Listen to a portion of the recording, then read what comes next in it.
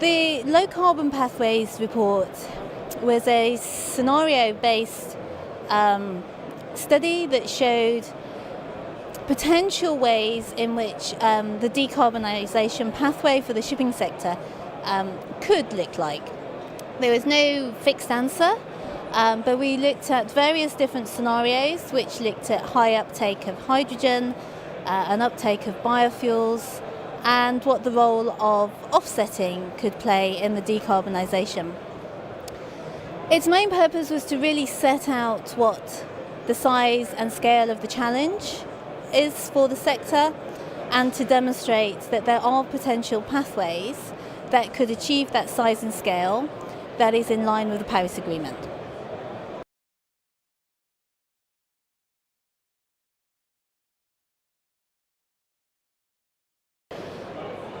The study doesn't put forward a potential best option fuel mix. It just shows that there are potential different ways in which it could be achieved, depending on different drivers, different policy measures, and different available technologies.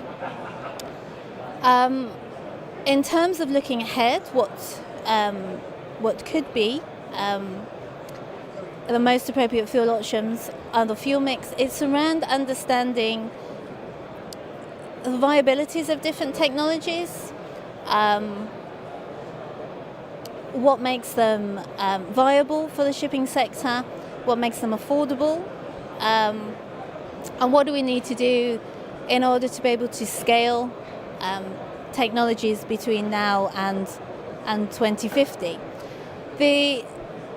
One of the main conclusions of the Low Carbon Pathways study was the fact that we would need to have low carbon ships entering the fleet at around 2030 to be able to compensate for existing ships that would still be operating on fossil fuel.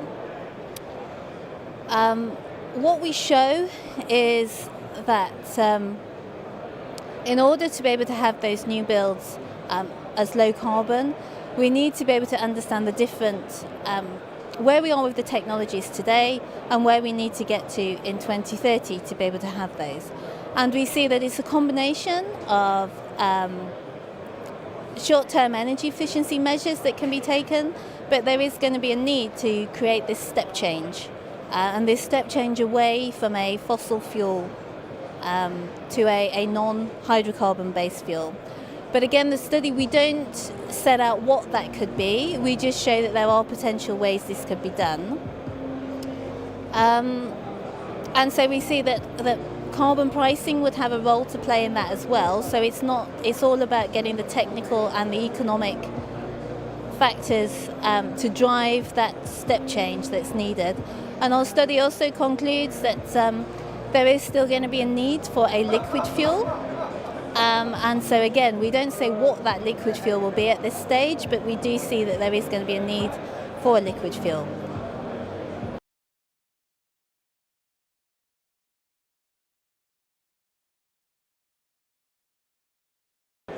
So in terms of the sector being able to achieve the decarbonisation at the trajectory that is in line with the Paris Agreement, it is about collaboration, so all the stakeholders across the supply chain working together, because not only do we need low carbon fuels and technologies available, but we need the infrastructure available as well.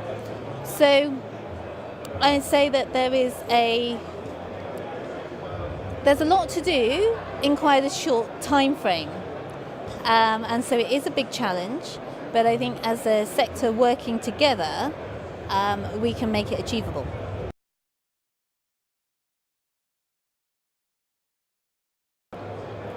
My key message, it's about having ambition, it's about collaboration, and it's about a shift in a cultural shift, a cultural mindset, to be able to deliver on the ambition and collaborate.